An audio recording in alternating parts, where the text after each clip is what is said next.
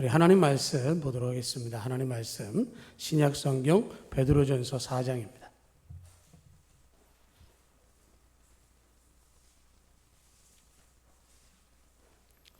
신약 성경 베드로전서 4장 12절에서 14절까지의 말씀 우리 같이 함께 읽도록 하겠습니다.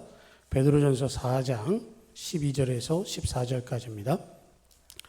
사랑하는 자들아, 너희를 연단하려고 온 불시험을 이상한 일 당하는 것 같이 이상히 여기지 말고 오히려 너희가 그리스도의 고난에 참여하는 것으로 즐거워하라. 이는 그의 영광을 나타내실 때에 너희로 즐거워하고 기뻐하게 하려 함이라. 너희가 그리스도의 이름으로 치욕을 당하면 복 있는 자로다. 영광의 영 곧 하나님의 영이 너희 위에 계심이라. 아멘. 아멘. 어제 오셨던 어르신들이 다 오셨으면 참 좋겠다 하는 생각이 듭니다. 길에서 다 만나시면 다시 오시라고 말씀 좀 하시고 전도 힘썼으면 좋겠고요. 이 어르신 추석잔치 형편만 된다면 자주 해도 좋겠다 싶은데 이런 말하면 권사님들 서운하시겠죠? 목사님 또 힘들게 하시려고 우리가 기회가 되면 또 은혜가 되면 할 수 있겠다 싶은데 그건 하나님 주실 때 따라서 하기로 하고요. 오늘 말씀은 불시험 속에서도 뒷말이 뭘까요? 불시험 속에서도 뒷말이 뭘까요? 그냥 맞춰보는 겁니다. 불시험 속에서도 아 뜨거? 불시험 속에서도 견뎌라? 결과가 뭘까? 불시험을 잘 이기면 기뻐하고 즐거워할 일이 어떤 경우입니까? 복 받는 거죠. 불시험 속에 있는데 복 받는 얘기를 지금 합니다. 링컨이 어느 날 시골길을 걷다가 그 농부가 그 쟁기로 밭을 가는 것을 보고 있었습니다. 말을 앞세우고 쟁기를 걸어서 밭을 갈고 있는 거 보니까 이 말이 엉덩이에 이렇게 까만 점 같은 게 있어요. 그래서 뭔가 하고 봤더니 큰 파리가 붙어 있는 겁니다. 그래서 링컨이 파리다 그러고 뛰려고 그랬더니 그 농부가 막는 거예요. 하지 마십시오. 왜요? 그랬더니 그나마 저놈이 안 움직이려고 하는데 파리 때문에 움직이는데 좀 놔두세요. 그랬다는 거예요. 그 말을 움직이게 하는데 어쩌면 채찍보다도 파리가 그 귀찮게 하고 움직일 수 있는 것처럼 때로는 우리에게 있어서 빨리 해결하고 싶은 그런 일들이 있을 수도 있고 또 불편과 고통이 우리를 성숙하게 하는 자극제가 될 때도 있습니다. 뭐 적절한 비유인지 모르겠지만 필요는 발명의 어머니다라는 말이 있습니다. 고난도 우리에게 필요할 때가 있습니다. 우리 고난을 원하는 사람은 없습니다. 그런데 고난 때문에 더 하나님께 가까이 갈 수 있습니다. 고난 때문에 기도하고요. 고난 때문에 겸손해지고 고난 때문에 하나님께 매어 달립니다. 어떻게 보면 고난은 신앙생활을 발전시키고 유익하게 하는 그런 요소가 될 수 있는 것이죠. 이 베드로전서, 베드로후서는 베드로가 전도했던 소아시아 지역, 지난번에 말씀드렸지만 본도 갑바도기아 이런 터키 서북부 지역에 있던 교회들을 향해서 쓴 편지입니다. 그러면서 성도들이 당하는 고난에 대해서 뭐라고 얘기를 하냐면 고난은 힘들고 어렵고 저주스럽다가 아니라 신앙적으로 유익하게 하는 것이다 라고 설명을 합니다. 그들이 당하고 있는 고난을 육체적으로 또 경제적으로 정신적으로 분석할 수 있는데요. 그들 육체적으로 고난을 겪고 있습니다. 지난번에 말씀드렸지만 그들은 자기의 집을 떠났습니다. 그리고 집에서 사는 게 아니라 지하 동굴에서 삽니다.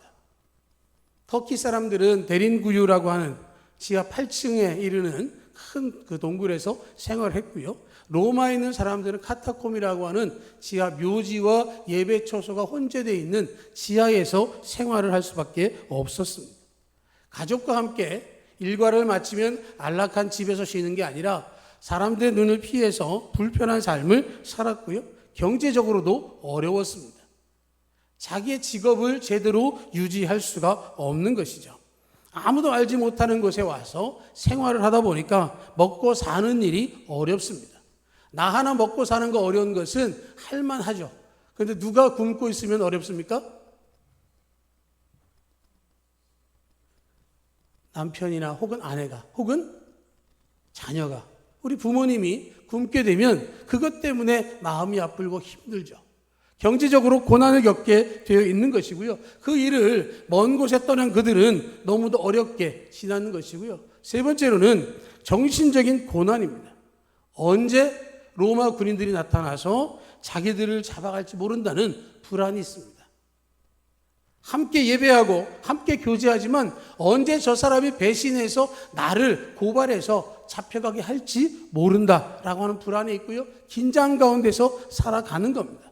위험, 기근, 칼. 이런 위험을 가지고 살아가는 것은 참으로 어려운 일이고 그것 때문에 의심하는 상황 속에서 지나는 일은 정말로 어려운 것이죠. 그런데 베드로는 그들을 향해서 뭐라고 얘기를 하냐면 사랑하는 자들아 너희를 연단하려고 오는 불시험을 이상한 일 당하는 것 같이 이상히 여기지 말라. 이렇게 이야기를 합니다. 이상한 일 당하는 것 같이 이상히 여기지 말라. 불시험을 당하고 있습니다. 근데 그게 이상한 일이 아니라는 거예요. 불시험을 당하고 있습니다. 그걸 이상하게 여기는 사람이 이상하다는 거예요. 시험을 당하고 있으면 어렵고 내가 왜 이렇게 어려운 일을 당해야 되나 라고 생각할 수 있는데 그렇게 이야기하지 않는 것이죠. 요한복음 16장에 보면 예수님께서 세상에서는 너희가 환난을 당하나 담대하라 내가 세상을 이기었노라 하고 말씀해 주셨습니다. 내가 세상을 이겼다 담대해라. 그런데 그 앞에 뭐라고 말씀하시냐면 세상에서는 너희가 환난을 당하나 환난을 당하는 게 이상한 일이 아닌 거죠. 예수님께서도 그럴 수 있다라고 말씀을 해 주셨습니다. 믿음을 가지고 살려고 하다 보면 환난을 겪기도 하고 어려움을 당하는 것이 당연하다라는 말씀을 하고 있는 겁니다. 우리는 세상과 구별된 삶을 살려고 합니다. 그런데 우리의 대적 마귀는 우리를 삼키기 위해서 우는 사자와 같이 우리를 노리고 있습니다. 당연히 이상히 여길 바 없을 만한 그런 일들을 우리가 겪고 있는 것이죠. 예수를 잘 믿는다 할지라도 시련을 벗을 수는 없습니다. 생로병사는 믿든지 믿지 않든지 누구에게나 있는 것이죠. 누구도 병이 들 수 있습니다. 누구도 나이 듭니다. 누구도 다 죽음을 맞이하게 되어 있습니다. 일상생활 가운데에 상상할 수 없는 고난을 겪는 경우도 있게 되는 것이죠. 그런데 중요한 건 뭐냐면 고난은 반드시 있지만 그 고난을 어떻게 대하느냐라고 하는 것입니다. 어떻게 잘 극복하느냐에 관심과 지혜를 가져야 하는 것이죠. 누구도 피할 수 없다면 그 고난을 어떻게 극복하느냐, 그 고난의 단계를 어떻게 통과하느냐라고 하는 거죠. 그래서 베드로는 그 기준을 바꾸라는 말씀을 하고 있는 겁니다. 직장 생활 하는데 크리스찬이라서 너무 어렵다가 아니라 크리스찬으로 살아가는 중에 내가 직장 생활을 하고 인간관계가 굉장히 어렵게 꼬이는데 그리스도인이기 때문에 해답이 없다가 아니라 그리스도인으로 살아가기 때문에 관계가 어려워지는 것을 풀어낼 수 있고 해결할 수 있음을 가져야 된다는 말씀을 하는 것이죠. 관점을 바꾸는 겁니다. 우리 일상생활을 먼저 놓고 신앙생활을 이야기하는데 반대로 생각하라는 거죠. 신앙생활을 하면서 일상을 하는 겁니다. 신앙생활하면서 직장생활하는 것이고 학교생활하는 것이고 우리의 삶을 영위해 나가는 것입니다. 베드로는 오늘의 말씀 속에서 고난에 대해서 어떻게든지 극복하고 승리할 수 있는 것에 대해 말씀을 하는 것이죠. 그래서 12절의 말씀을 보면 그 고난이 오는 것은 우리에게 연단하기 위해서 오는 것이다 라는 것이죠. 불시험. 불시험은 어떤 시험입니까? 불같은 시험입니다. 굉장히 어렵고 힘든 겁니다. 내가 생각할 때 이렇게까지 어려울 수 있을까라는 것이 바로 불시험인데요. 그 시험이 오는 이유를 성경은 세 가지로 얘기를 하는데 첫째는 죄의 결과로 오는 것이다 라는 얘기도 합니다. 그 죄 때문에 그래 라는 판단을 하기도 하는 그런 고통과 시험이 있는 것이고 두 번째는 히브리 12장에 있는 것처럼 하나님의 징계라는 것도 있습니다. 주님께서는 사랑하시는 자를 징계하시고 그의 받으신 아들마다 채찍질하신다라고 이야기를 합니다. 우리가 사람을 소개받고 누군가로부터 내가 좋은 이야기, 도움을 받을 것 같으면 그분에게 뭐라고 얘기를 합니까? 앞으로 저를 잘 뭐 해달라고 그러죠? 지도 편달 바랍니다. 뭐 이런 얘기 하잖아요. 편달이 뭔지 아세요? 채찍으로 맞는 겁니다. 그분한테 그러세요. 지도 편달 부탁합니다. 그럼 그분이 어떻게 하면 돼요? 채찍을 들고 때리면 여러분 뭐라 그럴 거예요? 여러분들 해달라고 그랬잖아요. 편달이잖아요. 그런데 성경은 그렇게 말씀하시는 게 아니라 채찍질하는 그 채찍질 기준이 뭐냐? 그 사람을 바르게 하기 위해서, 잘못한 것을 수정하기 위해서 하신다라는 말씀을 하기 때문에 고난을 겪을 때 내가 그것이 왜 왔는지를 나를 판단해보고 고난의 원인을 알아서 나를 돌아볼 수 있는 기회를 주겠다라고 하는 것이고요. 세 번째는 오늘의 말씀과 같은 연단을 통해서 고난이 있는데 허물이 없음에도 불구하고 고난을 겪게 하시는 것, 훈련시키는 겁니다. 트레이닝하는 거예요. 준비되게 만드는 것이죠. 군대 가면 훈련소에서 일정 기간 동안 군인의 준비를 갖추도록 하는 것처럼 신앙생활을 통해서 고난을 주신 것은 연단을 위해서 하신 것이다. 그래서 1장 7절에 보면 불로 연단하여도 없을 금보다 귀하여 예수 그리스도에 나타나실 때의 칭찬과 영광과 존귀를 얻게 하려 함이라. 여러분들이 고난을 당하면 그 고난으로 망하는 것이 아니라 그를 통해서 주님이 오실 그때의 칭찬, 영광, 존귀, 여러분들에게 상을 주시겠다라는 말씀을 하고 있는 겁니다. 여러분 욥기를 보면 욥은 순전한 사람이었고 하나님 말씀대로 살았던 사람입니다. 그런데 그가 고난을 당합니다. 그런데 그 고난의 끝이 어떻게 됩니까? 하나님께서 그의 모든 것을 갑절로 갚아주셨습니다. 고난을 당하는 것으로 끝나는 게 아니라 고난의 끝에 무엇이 있는가를 우리에게 가르쳐주고 있는 것입니다. 요셉은 형들로부터 질투를 받고 애굽의 노예로 팔려갔습니다. 10대 청년으로 끌려가서 30세가 되기까지 그는 노예로서 살았습니다. 그런데 그가 가는 곳마다 하나님께서 함께 하시기에 형통하였더라라고 성경은 말하고 있습니다. 외적으로 보면 고향을 떠났습니다. 부모의 품을 떠나서 그는 종으로 살았습니다. 고난이죠. 괴로움이죠. 그런데 결과는 하나님께서 함께 하셨기 때문에 형통하였더라라는 겁니다. 요셉의 고난 후에 어떻게 됩니까? 그는 총리듯이 되었고 애굽의 7년 기근을 능히 극복할 수 있는 지혜를 발휘했을 뿐만 아니라 가나안에 있었던 자기의 가족들, 아버지와 70여 명의 가족들을 애굽으로 그들의 생명을 살릴 수 있었습니다. 하나님께서 하시는 거죠. 다윗은 어떻습니까? 사무엘이 어느 날 자기 집에 찾아옵니다.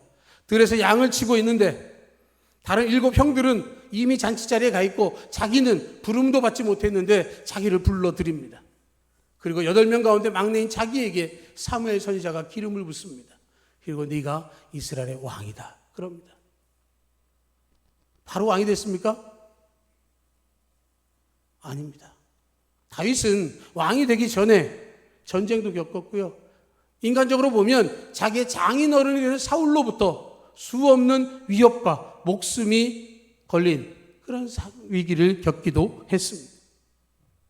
자기의 모든 상황 속에 생각해 보면 그 모든 것들은 고통이고 아픔일 수 있지만 그럼에도 불구하고 그는 환난의 시기를 잘 이겨냈습니다.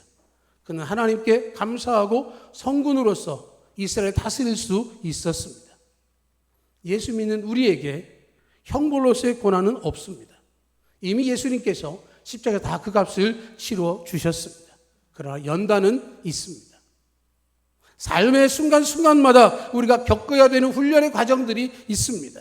성숙하고 더 강하고 성결한 존재로 살기 위해서 우리에게 불시험을 허락하시기도 합니다.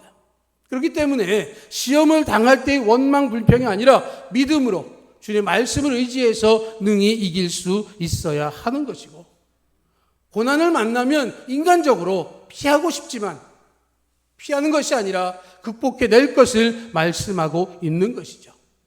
원망과 불평이 아니라 그 뒤에 숨어있는 하나님의 은혜를 찾는 것입니다. 때때로 하나님께서는 고난을 통해서 우리를 훈련시키시면서 믿음을 성숙하게 만들어 주십니다. 우리의 기도가 형식이 아니라 정말로 간절함으로 고백되는 기도로 만들어 주시고요. 예배의 자리가 그저 시간이 되었으니까 습관이 되는 게 아니라 예배를 통해 하나님 주신 은혜의 자리를 사모하고 하나님만을 붙들도록 이끌어 주실 것입니다. 어려우십니까? 여러분, 고난은 우리를 무너뜨리기 위해서 온 것이 아닙니다. 하나님은 거룩하고 견고한 하나님의 사람이 되기로 우리를 만들어 주고 계십니다. 여러분들이 고난을 만났다면 하나님께 질문하시기 바랍니다. 하나님, 이것을 통해서 무엇을 하기를 원하십니까? 이 고난을 통해서 제가 무엇을 깨닫기를 원하시고, 이 고난을 통해서 제가 무엇을 행해서 정말로 성숙한 그리스도인으로 온전한 하나님의 형상을 회복하기를 원하십니까? 라는 질문을 할 수 있는 여러분 되시기를 축복합니다. 우리가 고난을 당하는 것에 대해서 베드로 13절에서 말하기를 오히려 너희가 그리스도의 고난에 참여하는 것으로 즐거워하라 하는 말씀을 하고 있습니다. 개역 성경에서는 참예하는 것이라고 표현을 했습니다. 참여한다, 참예한다, 그곳에 함께 있다라는 뜻입니다. 우리의 고난 가운데에 우리가 함께하고 있는데 그 고난은 내 고난이 아니라 그리스도의 고난입니다. 예수님이 당하신 고난, 예수님께서 십자가에서 우리를 위해서 죽으시고 3일 만에 다시 살아나셨습니다. 다음 주일은 성령 강림절입니다. 부활하시고 40일 동안 함께했던 주님께서 승천하시고 이제 성령 강림절을 우리가 기다리고 있습니다. 그 과정 속에서 예수님이 나가셨던 모든 고난의 무게를 우리가 함께 기억하고 그것을 따르라는 말씀을 하고 있는 것입니다. 내가 겪어야 될 죄의 값을 예수님이 당하셨기에 믿기만 하면 구원을 받습니다. 예수님이 당하신 고난에 참여하는 것은 영원한 생명의 소유자로 만들어 주시기 때문에 예수님이 제자들에게 말씀하셨습니다. 아무든지 나를 따라오려거든 누구든지 자기의 십자가를 지고 나를 따를 것이니라. 예수님을 따르다 보면 져야 할 십자가가 있다라는 것입니다. 고난의 삶을 통해서 그리스도의 뜻을 닮아가는 것이고 내가 믿음 때문에 당한 아픔이 있다고 한다면 그것은 예수님을 따라가는 증거라고 하는 것이죠. 세상은 성공하는 사람들이 박수를 칩니다. 그러나 하나님은 고난 중에도 끝까지 믿음을 지킨 사람을 귀하게 여기십니다. 내가 예수 믿는 것 때문에 손해를 보거나 그것 때문에 억울했던 적이 있다고 한다면 믿음을 지키기 위해서 외로움을 겪어야 했다면 그것이 주님을 따르는 삶이요 주님의 고난에 참여하는 것입니다. 그런 모든 것들의 결과물은 즐거워할 일이라는 것이죠. 그의 영광을 나타내실 때 너희로 즐거워하고 기뻐하게 하려 합니다. 승천하신 예수님이 다시 오시게 되는 그날 내가 다시 올 때 이 땅에서 믿음을 보겠느냐라고 말씀하셨던 그 주님께서 고난을 견디면서 믿음을 지켰던 그를 향해서 내가 너를 찾기 위해서 다시 왔다라고 말씀해 주실 것입니다. 주님이 그 손을 붙잡아 주시면 그것은 영생의 손길이고 기쁨의 손길이고 영광의 면류관을 쓸 수 있는 은혜의 자리입니다. 우리는 고난이 없다고 좋은 게 아닌 것이죠. 평안한다고 좋은 것이 아니고 모든 일이 형통하기 때문에 신앙을 잘하는 것이 아니라 주님을 따르고 닮아가는 것이 가장 중요한 것이죠. 고난을 당한다라고 하는 것, 그 뒤에 숨어있는 축복이 있기에 즐거워하라고 말씀을 하고 있는 것입니다. 주님이 다시 오실 때 즐거워하고 기뻐하게 하려 함이라. 고난으로 끝나게 하지 않고 기쁨을 주시겠다라는 말씀을 하고 있는 것입니다. 십자가에서 죽으셨을 때 사탄은 예수님을 죽였다, 성공했다라고 생각했을 것입니다. 그런데 3일 만에 예수님은 부활하셨습니다. 예수님이 부활하신 것을 제자들과 500여 명이 그리고 바울이 그리고 야고보가 다 볼 수 있게 해 주셨습니다. 그 부활의 은혜를 통해서 보이신 주님이 승천하시고 성령을 보내시겠다라고 말씀을 하셨습니다. 죽음으로 끝나는 것이 아니고 고난으로 끝나는 것이 아니고 부활의 영광을 통해서 성령의 충만함을 통해서 우리에게 은혜를 주시고 우리에게 반드시 승리하도록 영광의 면류관을 허락해 주고 있는 것이죠. 고난이 없고 평안하면 우리가 승리하기가 쉽지 않습니다. 중동 속담 가운데 맑은 날만 계속되면 사막된다라는 말이 있습니다. 그 사람들은 아마 절실하게 느낄 겁니다. 맑은 날만 계속되면 사막이 되는 것이죠. 고난이 없이 평안한 사막이 된다면 결코 복이 될 수 없습니다. 믿음을 지키고 승리하기 위해서 때로는 흐린 날도 필요하고 비바람도 필요합니다. 고난을 당하고 힘들 때 우리가 주님의 고난을 생각하고 함께하게 되어지면 그것을 통해서 우리가 복받았음을 알게 될 것이고 어떠한 고난 속에서도 믿음을 지키게 된다면 주님을 따를 수 있게 될 것입니다. 그렇게 되어지면 14절의 말씀으로 약속하시죠. 너희가 그리스도의 이름으로 치욕을 당하면 복 있는 자로다. 영광의 영 곧 하나님의 영이 너희 위에 계심이라. 예수님 때문에 내가 욕을 먹는다면 그건 영광이라는 겁니다. 내가 고난을 당하는 것은 연단이고, 내가 고난을 당하는 것은 그리스도의 고난에 동참하는 것이고, 하나님의 영이 우리 위에 임하신다라고 말씀을 하고 있습니다. 하나님의 영을 영광의 영이라고 말씀하고 있습니다. 우리 고난 당하고 고통을 당하면 왜 나만 고난을 겪고 있을까? 하나님은 어디 계실까라고 생각할 때가 있습니다. 그런데 그 하나님은 바로 우리 위에 계십니다. 우리 위에 계시다는 말씀은 우리의 모든 형편과 처지를 외면하지 않고 보고 계시다라고 하는 겁니다. 하나님께서 그것을 어떻게 극복하는지를 보시면서, 우리의 믿음을 보시면서 우리에게 언제 은혜를 주시고 그것을 극복할 수 있는 것을 허락하실지를 보고 계시다라고 하는 겁니다. 그것을 통해서 우리가 정말로 편안한 자리에 남아있는 것이 아니라 눈물로 외롭게 인내하는 그곳에서 우리와 함께하고 계신다라고 하는 겁니다. 성령은 우리에게 역사하시죠. 말할 수 없는 탄식으로 우리를 위해서 기도하십니다. 하나님의 영이 여러분과 함께 합니다. 내가 약할 때 성령께서 역사해 주십니다. 무너질 것 같을 때 하나님께서 역사해 주시는 겁니다. 고난은 절망으로 끝나지 않습니다. 고난은 영광으로 이어집니다. 우리의 고난은 우리를 강하게 하고 믿음으로 세워가신 하나님의 연단입니다. 우리가 겪는 고난은 그리스도를 따라가는 믿음의 여정이고 주님을 닮아가는 것이고요. 우리의 고난 가운데 영광의 영이신 성령께서 우리를 돕고 인도하십니다. 비바람이 불어도 그것이 그치고 나면 맑은 햇살과 함께 아름다운 꽃이 피어나는 것처럼 우리에게 때로 힘들고 어려운 일이 있다 할지라도 주님이 그 모든 과정을 지나게 되어지면 반드시 아름다운 꽃을 피우듯이, 아름다운 열매를 맺게 하듯이 우리의 삶을 주관하시고 책임지시게 하고 불시험 속에서도 복을 누릴 수 있는 진짜 믿음의 사람 되시기를 주님의 이름으로 축복합니다. 아멘.